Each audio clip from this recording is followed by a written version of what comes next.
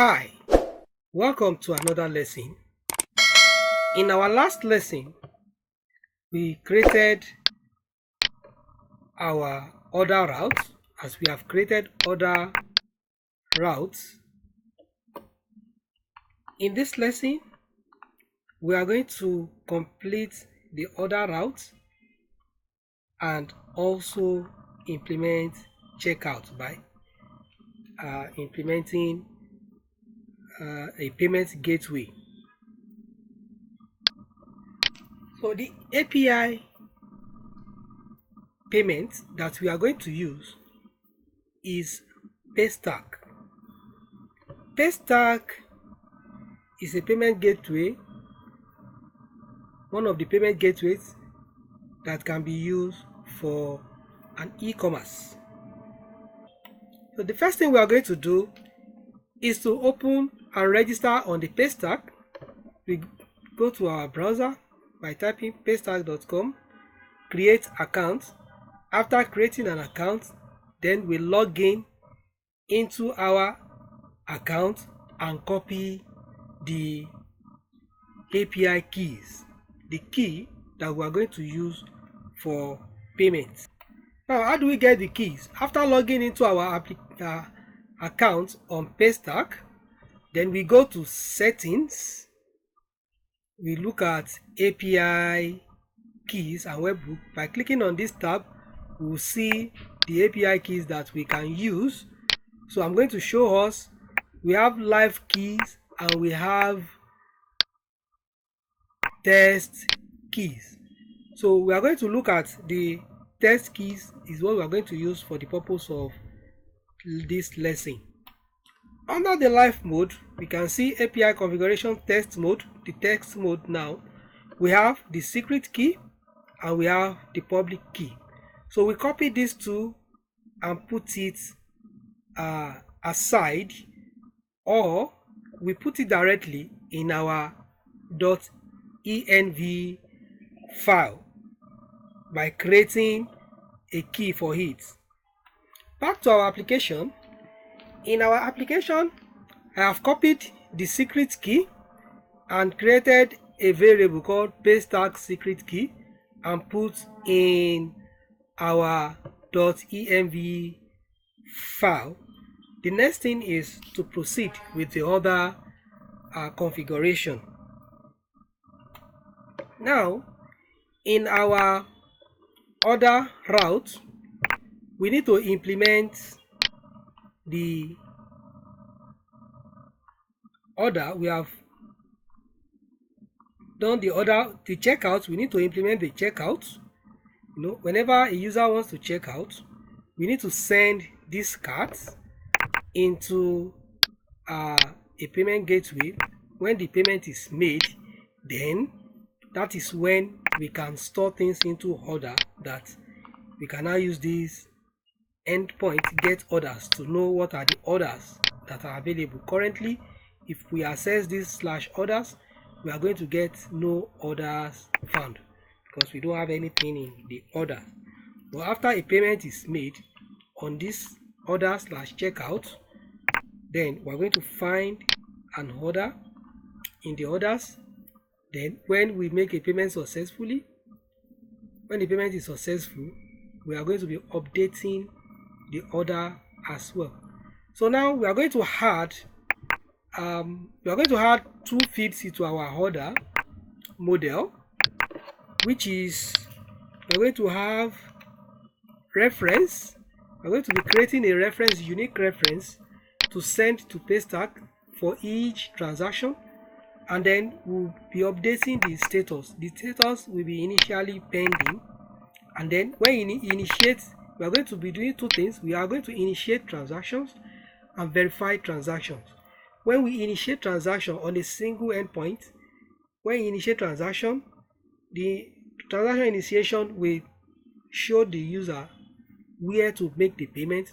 After a payment is made, we are going to automatically redirect to verify endpoint of the payment gateway by passing through to this reference ID, and then we will now update the status back to success or paid. So after adding this into the order model, these two fields, reference and status, then we can now go back to our order.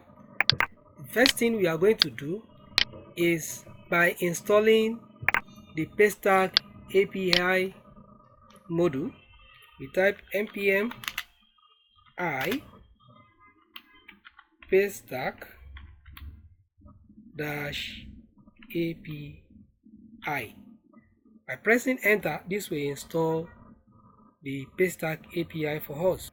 Fine, the Paystack API has been installed successfully. Then if we check our package.json file, we are going to see among the dependencies, which is Paystack API. That is it, we have installed that. Then we can now go back to our order route by importing the Paystack API. So the first thing we are going to import is the Paystack API. We come here and create constant Paystack is equal to require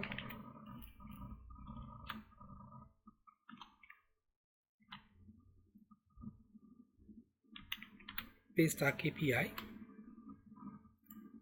After that, we are going to pass in our Paystack secret key, which will be process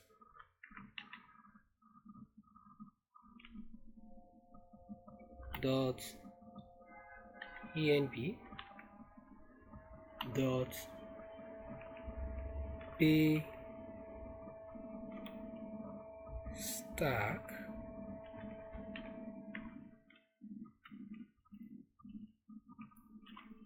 secret key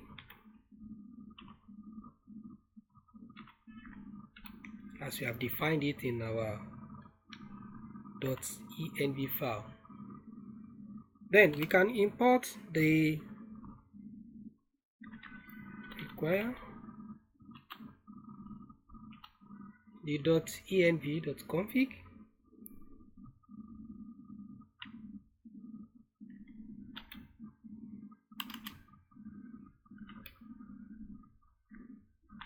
.env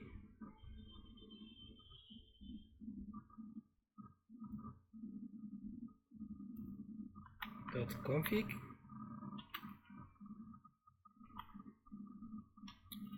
Then we continue. Now we continue to the checkout.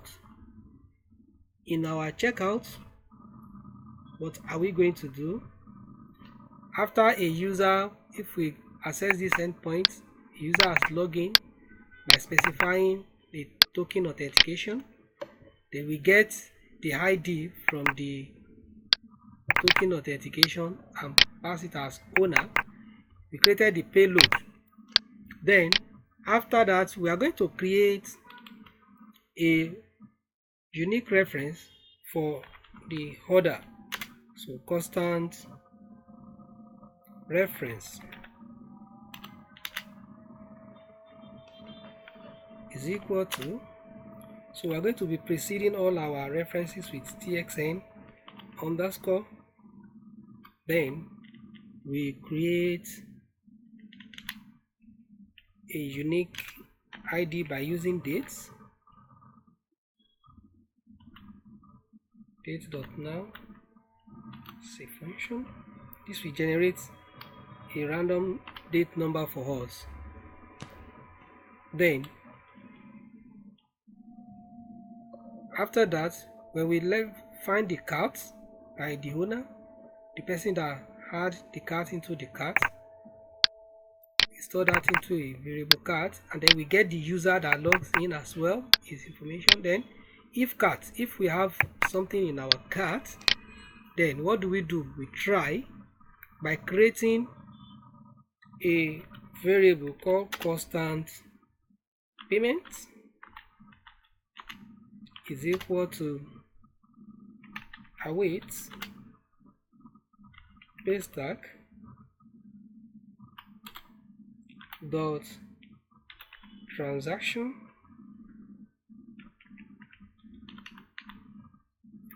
dot initialize is a function that takes objects. So what's going to be inside our initialization? We are going to pass in the email. What is required of paystack payment is email and the amount. Others are optional. If you pass the reference, you did not pass, it is optional. Paystack will generate reference for you, but we need a reference in the case of our own tracking. Then we can as well put the callback URL, that is a return URL after a payment was successful, and then metadata can be passed to also keep track some information about a particular order, maybe the owner of the transaction or some information that are not required by paystack. We put that inside metadata. So the first thing that is required is email, which is the user dot email, comma. Then the next thing is amount, which is the cart bill, cart dot bill, comma. Then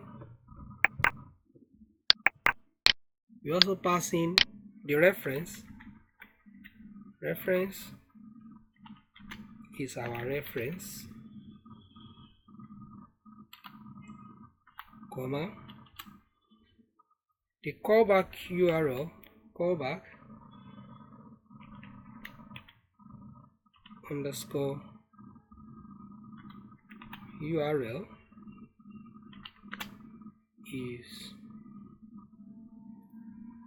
going to make that to be empty for now. There is something we are going to do to that, and then our URL plus the reference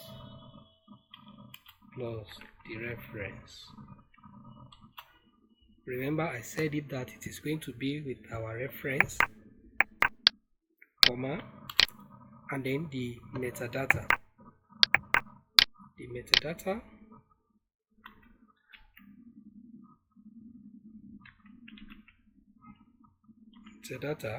is going to be an object, and then the metadata will be the owner of the cart, so which is owner. I'm sending the owner is owner, so we are converting it to a string because it is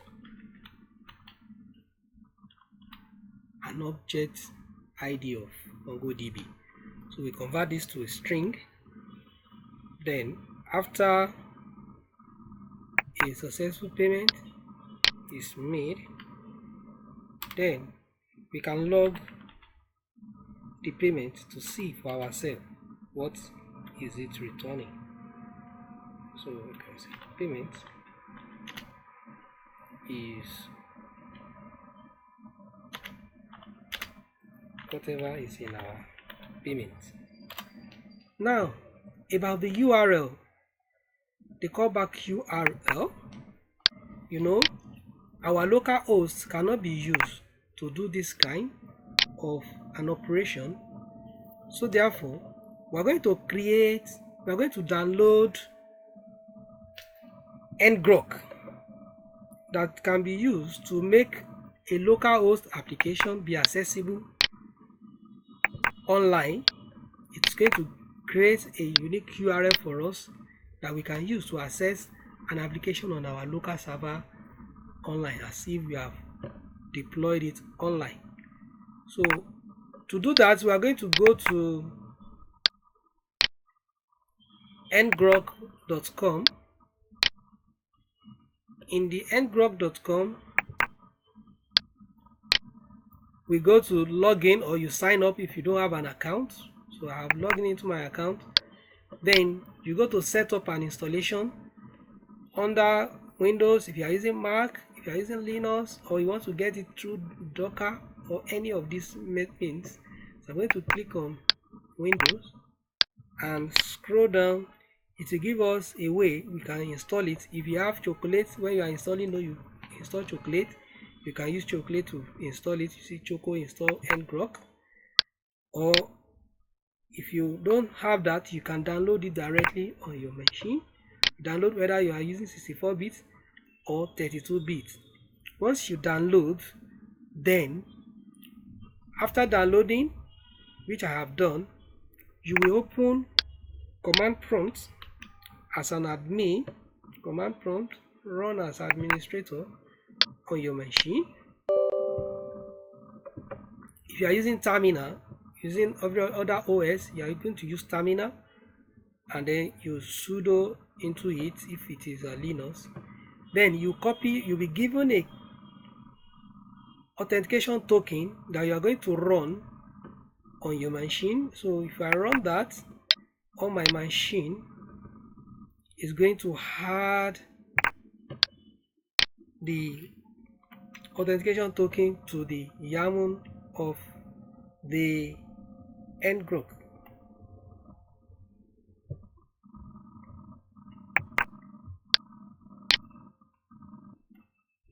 Once that is done, then the next thing is to start our application. In our last lesson, we stopped the application. So what we are going to do now is to start it back. So I don't want to start it here. The first thing I need to do is to start my mongodb. I'm going to open my command prompt and type mongodb. So this is going to start our mongodb. Then we can do that using this terminal tool on our Visual Studio, but I'm just doing that separately on my own. So I'm going to open in the project folder here. I'm going to open the CMD tool, CMD. So it will open the CMD and switch into the project folder. I will start the application by typing npm. Remember, run dev. We are still under development. It is only when we are on production that we'll be typing npm start. Okay, so it's going to start the application and start it on a port that we have specified in our .env, which is 4500. After which, I'm going to go to where we install our ngrok. I have put my ngrok inside my local disk C by putting it inside the folder right here. Under this, I will open another CMD. Now I will start ngrok with the URL of our application by typing ngrok http. Then we put the URL of our application, which is http //localhost remember the port 4500. So we are telling ngrok to start our application on a new URL. You can see it's connecting to the ngrok server, and then it has seen the application. You can see it has logged into my account and giving me a URL which I can use to access my application now. So if I should copy this, let me copy this.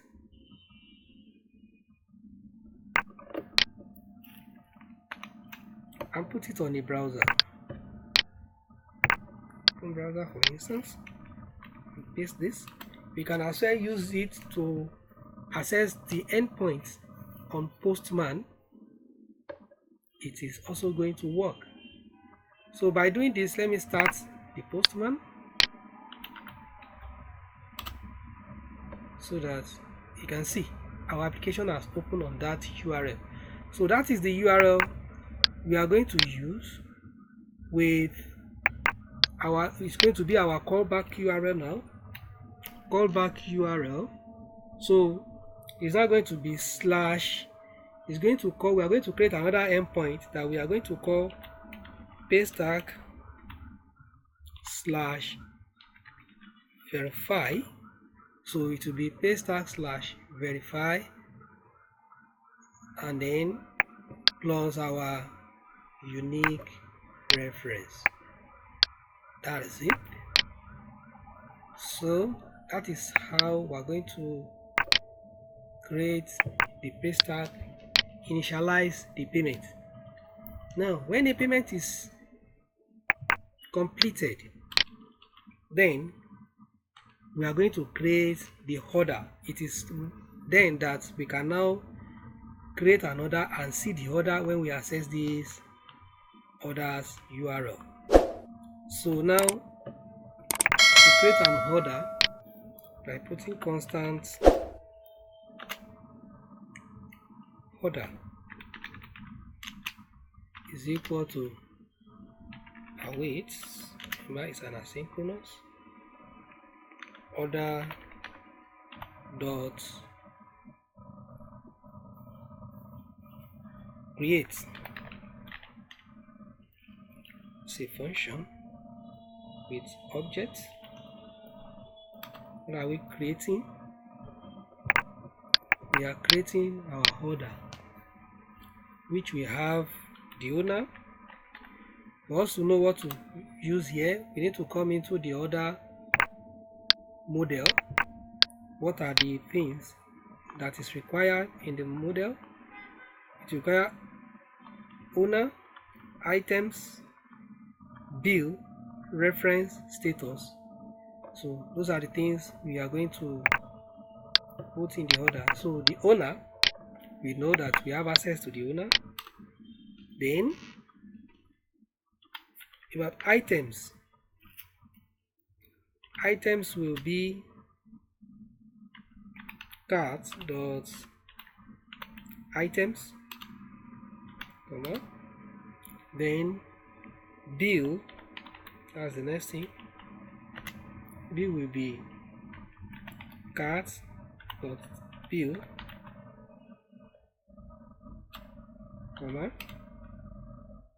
then our reference we created initially is also equal to reference. Then remember the last thing, which is status. What's going to be the status? The status will be pending. You know, by initializing payment doesn't mean the payment has been made. The user may get to the point of inputting his card and turn back. So in this case, the next thing we need to do is to return the URL for the user to make the payment. It will redirect the user to a payment page. So response.json, we need to return the URL. So this will be URL, and then our URL will be payments dot, once the payment is returned, there will be data dot authorization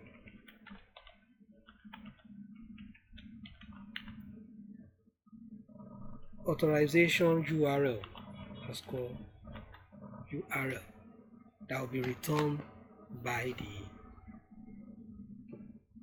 payment gateway. So this is an object, pass it in there as an object. Okay, so once this is done, it's going to return the payment URL. Otherwise, if there's any error, we cache the error and return the status of 500 payment failed. Then, if there is any error in the cart we checked earlier, we return no cart found. And then if the request is not valid, it's going to return invalid request.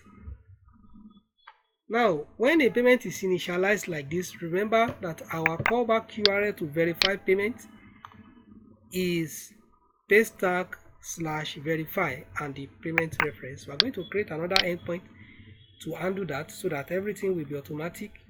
So the initialization, when it initializes the payment, give the user the URL to make payment.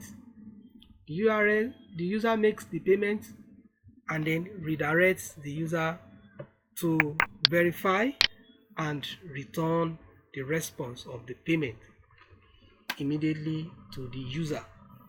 So we are creating a new route to verify payments.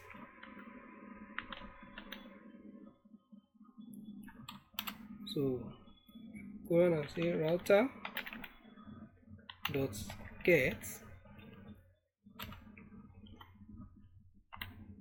this, we do slash, remember the URL, paystack/verify slash, then we pass the reference into it. So once this is done, there's no need to authenticate this time around. Asynchronous, because this is not a user call endpoint, it is called within the application automatically. So we pass in the require and response. It's an arrow function.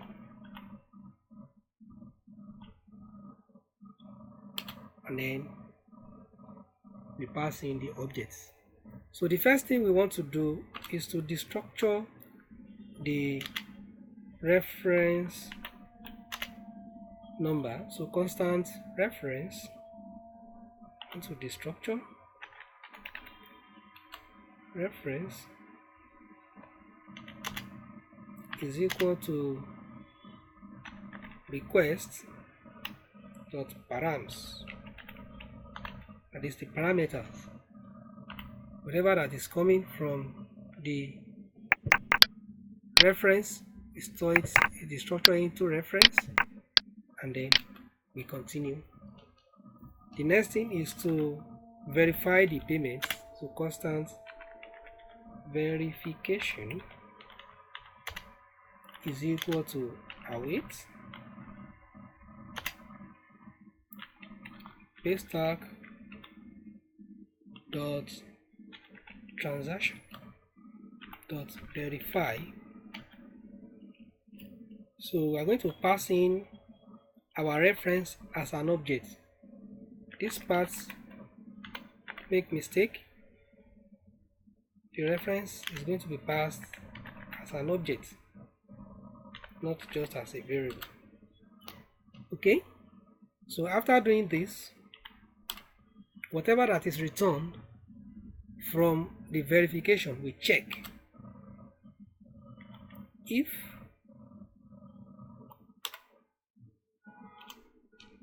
the verification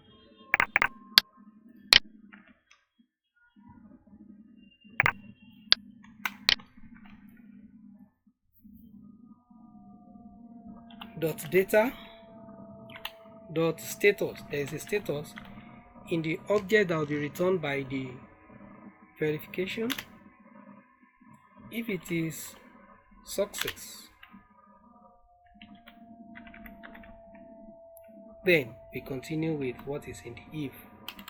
Okay, so now if we have a successful payment, we are going to update our order to be successful. So payment was successful.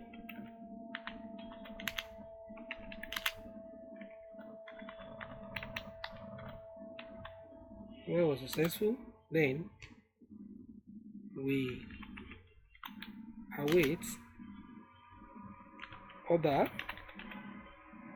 dot find one and update.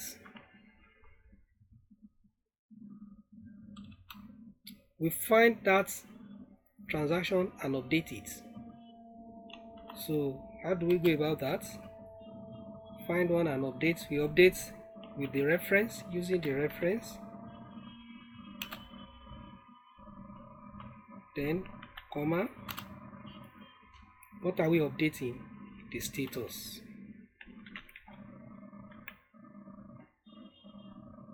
The status will now be updated to be successful or paid. Now if you like, you can include another field into your model by calling it payment details,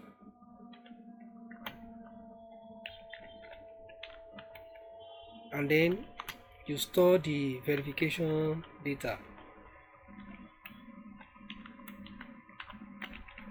into that payment details. Okay, so that is that on updating the data. Now the next thing for us is to delete the cart. So once a payment has been made for a particular order, there is no point in keeping the order in the cart anymore. So we're going to create a variable. How do we delete a cart?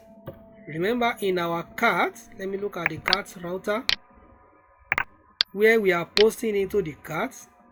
We put the owner of that cart there, and then the items of the cart. This is the structure of a cart. We have the owner, the items, then the bill. So those are the things we need to look at in the cart. So this time around, we want to delete all that. So the only thing we just need to do here is to find the owner and delete by the owner. We don't need every other information. We don't need the items. We don't need the bill.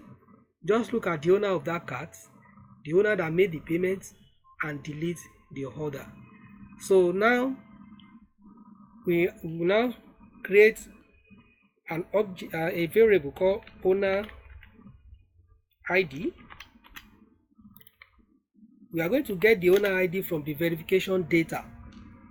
You remember, we passed that as a metadata when we were initializing payments. This is it. We passed the owner as a metadata. So we're going to get that from the verification data. So come here, say verification.data.metadata .owner. We pick the owner part of it and store it into owner ID. Then, because this owner ID inside this metadata is a string, and the owner in our cart is a type of object ID of mongoose, in that case we are going to import mongoose and convert that to object type of mongoose. Then I'm going to go back to the beginning of the page and import mongoose. So I'm going to need it, mongoose. Let me import it right here by coming here and say constant mongoose is equal to require mongoose. Okay, so then we can now go back to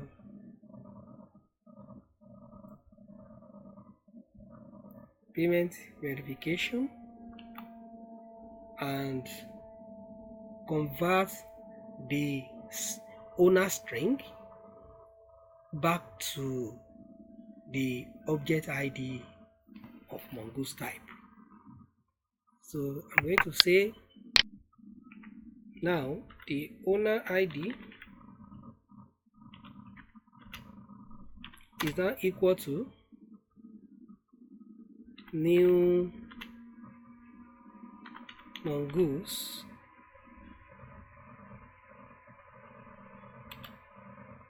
dot types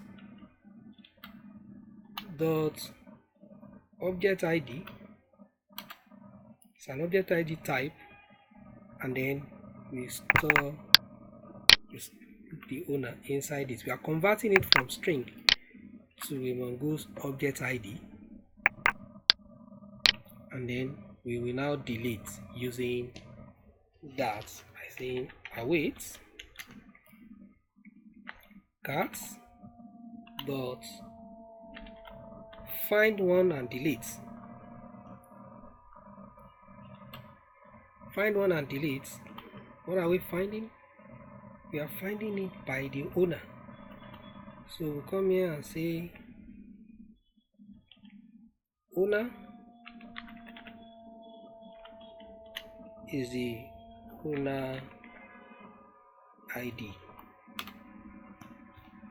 So in this case, this will look for the owner of the cart and delete his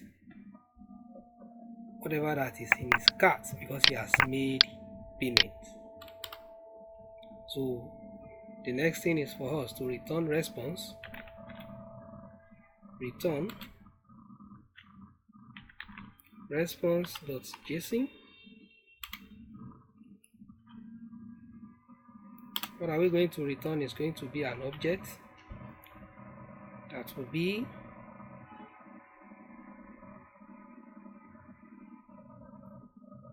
it will have status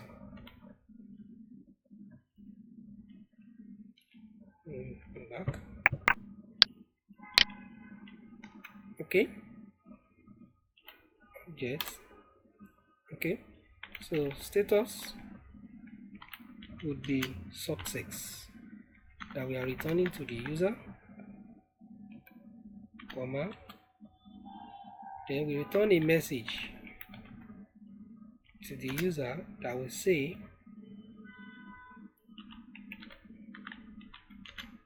payment verified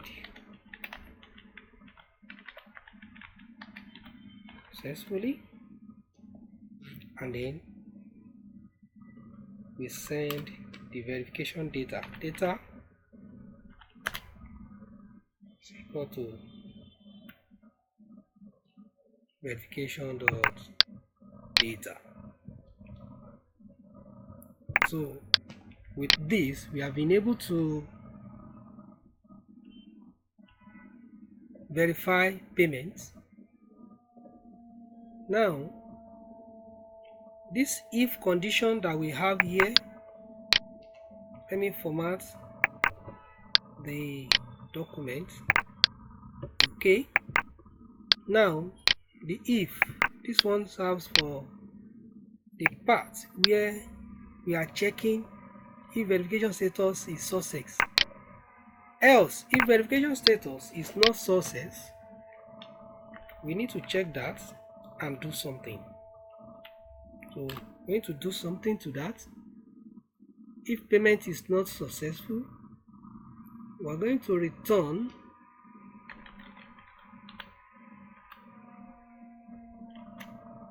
a response that we have status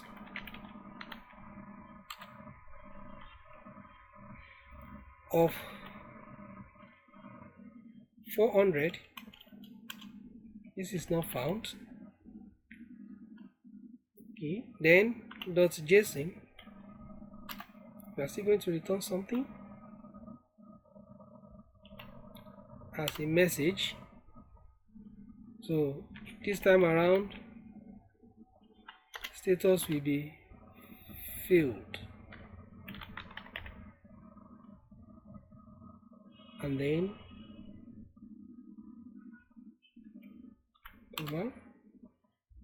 message will be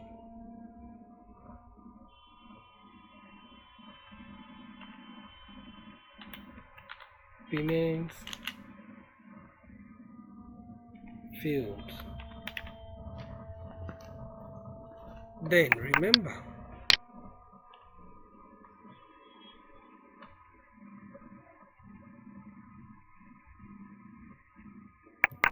we need to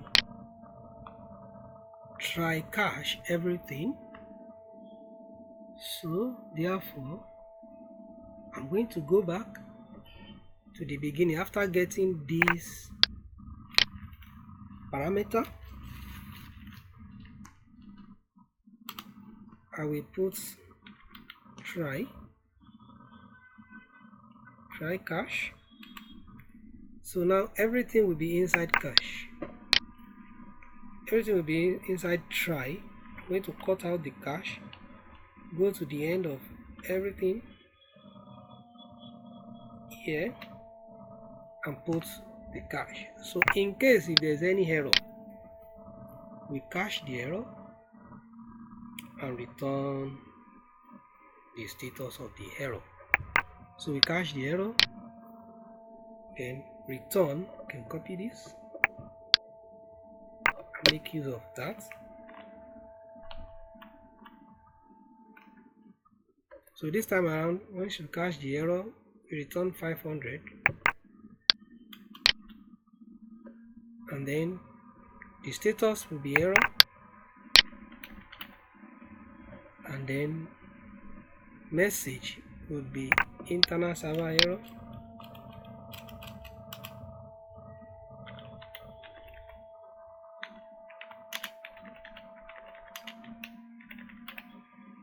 okay. Then the error itself, we now output the error.message,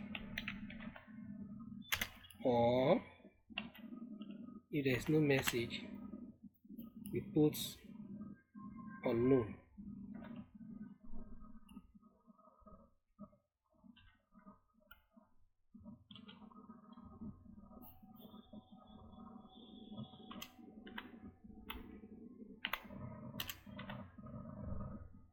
Unknown error.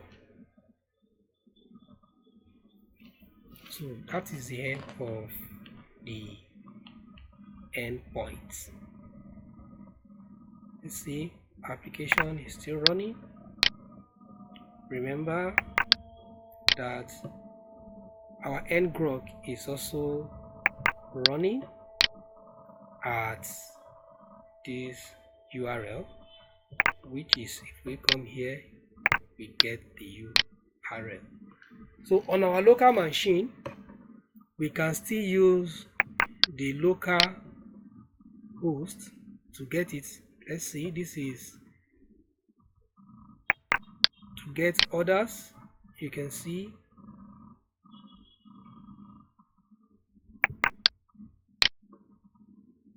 to get items, but to do this we are going to start by logging in our application. So in the next lesson we are going to do a recap of all what is done and test out the main implementation. Thank you.